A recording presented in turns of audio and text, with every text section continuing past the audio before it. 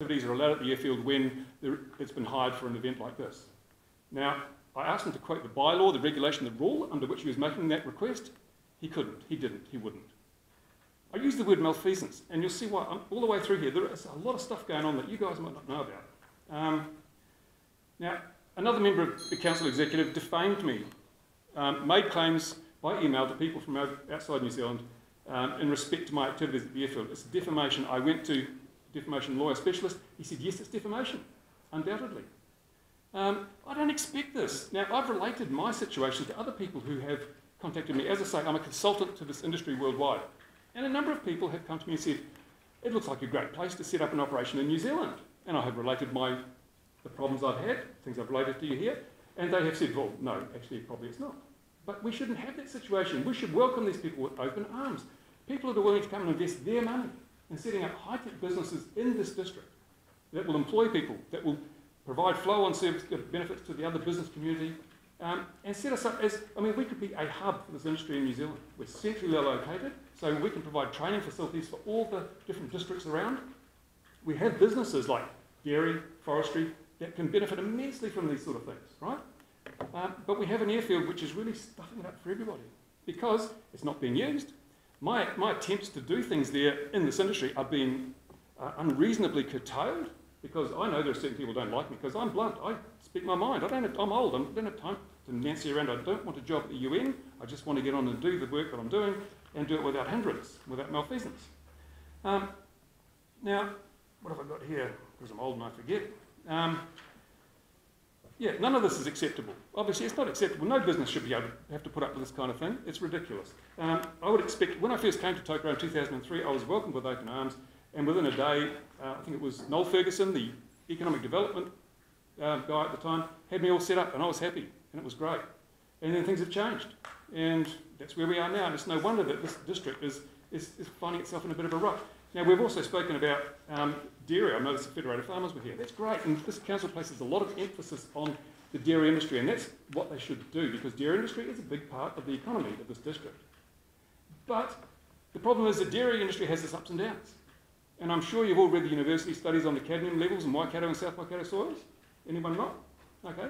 Dairy has a limited lifetime in this district for that very reason. And also, all we need is foot and mouth or some other pathogen to come in here, and our dairy industry is shut down. At the moment, we've got really low prices. There's no indication they're going to go up. So wise people do not put all their eggs in one basket. They diversify. We have forestry as well, but again, a single pathogen could really damage our forestry industry, and pulp prices are at a low. So we need to diversify this district. What better than this? You've got me. I'm a world leader. I'm a consultant. I am connected. We've got an airfield that's not being used for anything else. We've got the potential to bring people in here. Why not do it? What possible reason is there not to, other than that we have 3 people with aircraft there? And you know what? They can still fly their aircraft there. But why are we spending $375,000 of ratepayers' money for a return of what works out to be less than $5 a day, and for the benefit of 3 ratepayers? It'll actually be 2, because one's selling his plane. So that's the question I have for council. That's where we're at, and I think there's some questions there that need to be addressed. Thank you, and thank you for your passion, and thank you for the presentation. Council has well read and taken note of that, and will be part of our deliberations on Wednesday, and looking at, and certainly the future of the airfield will be up for discussion. Are there any questions, please, to Yes. Yes, I have, Bruce. You're certainly a very passionate man. I find it very hard to take on ideas when people insult my intelligence for a start. And right through your submission, there's a method of, you're a bunch of dummies and I'm a smart fellow. And so I take it that from that it's very hard to get positive about what you have to say. In saying that, I can see the gem of a good idea there. However, I think at the public meeting where you spoke, one of the things that was mentioned at that was, we have not seen a proper business plan from you towards this. Now, I went back and checked your submission on the $5 million plan, and you had just the idea there, very similar to what you're pushing today. There has been no detailed business plan put before this council. I'm very glad you raised that. I submitted a plan which was based on the facts available right now. Business plans are interesting because I've seen the council work with business plans. There was a business plan to renovate Lake Wainanui. There was a business plan with the Timber Museum.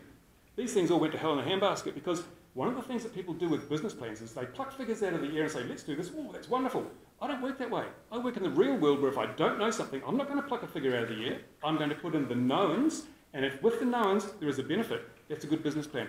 If you start making stuff up, then you're doomed to failure, like the lake and the museum and other things where the council has poured a lot of money in, supposedly with a business plan, but because obviously some of those figures were just plucked out of thin air, it fell apart. So my proposal shows that there are no downsides, there is no risk, there is no cost. So that's a business plan that, regardless of the actual numbers, it's benefit all the way through. Well, I haven't seen that plan. Haven't you? And Well, you I cannot say that there is no risk to this. Yeah. The person that has been promoting it and you've looked at as the guru for it is yourself. And if you drop dead the day after we adopted it, I think we'd be in a bit of trouble. Well, then I suggest you get an insurance policy. A business plan so that we could consider the pluses and the minuses, backed up by all of these businesses. As you say, we have numerous businesses coming out that have been fobbed off by the council. I have not heard the name of any of those companies. Noel Ferguson made a presentation a couple of years ago with a Chinese company, on behalf of a Chinese company that wanted to set up a drone pilot training school at the airfield. Well, Noel Ferguson might be left here more than 5 years ago. No, it was after he left, he came back and made a presentation. But I I mean, hasn't been presented to this council, so that's what I'm saying. No. We really need a business plan. Yeah. And I'm sure that as a professional counsellor, you would overlook any personal issue in regard to that. You say you feel insulted. Well, I mean, obviously, that's something that I feel very insulted by the way I've been treated, but I overlook that because I feel that I operate on a professional level. I'm dealing with the facts and the issues of the day, so I'm sure we're all above that. Councillor Bill. I was just going to say, Mr Simpson, too, you also always make much of your YouTube following, but is it not true that most of that's due to the fact that you were flying in a manner which caused you to be banned by the Civil Aviation Authority? No, civil aviation did not ban me. They haven't? No, this is the trouble. The council is loaded with misinformation, and I don't know. Well, I know where they get it from. Well, is there some sort of? Are you allowed to fly?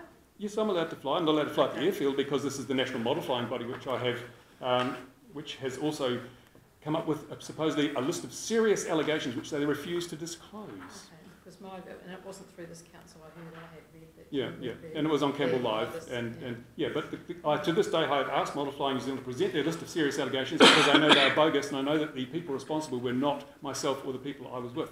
But they refuse to disclose that because they know that is the case. And I invite you to ask them to disclose that list, and they will not do it. All I want to say, Mr Simpson, is thank you for your submission. It was thought-provoking. Thank you. Thank you. Just, you brought a little quadcopter or something like that. It seems to me that it is, the world of drones is these miniature devices. You really need to work on a full-size runway. Wouldn't you only need something the size of a tennis court? The problem is that as long as the runway remains listed, we can't do anything within 4 kilometres of it. And in fact, I should point out, that's 50 square kilometres of land where neither farmers nor foresters nor any business in this town can use a drone legally because the airfield is listed. So is your submission really basically around the idea that the runway should be delisted? Yes. And then the council could dispose of what's needed to the local farmer? And Yes, once it's delisted, it no longer becomes a millstone in the neck of the community. It becomes an asset that everyone can use. At the moment, that's inaccessible to the vast majority of the community. And it also means that people can't fly their toy ones they get for Christmas anywhere in the district within 4 kilometres of that airfield. It's an exclusion zone put out by CAA. So kids that buy their little toy helicopters and go outside and fly them, they risk prosecution. And it's not benefiting the community. I'm interested in your expertise in the project. Does your drone business depend upon use at the airfield, or could it go anywhere else in the district? The development work I'm doing for aviation safety, and this is work that has been recognised by General Atomics, which is a $48 billion a year company, and British Aerospace Engineering, which is a $55 billion a year company. They've both contacted me wanting to partner with me on this technology. That can only be done at the airfield. But I'm forbidden to do that. Why must it be done at the airfield if we're delisting the airfield and we're getting rid of the thing there? What's special about the airfield for your drone? It enables, it has full-size aircraft, and it also would enable the flying of model aircraft for the purposes of testing and validating the software. Any further questions? Thank you. Thank you very much. The submission will be read and I didn't provide copies of this because it seems the council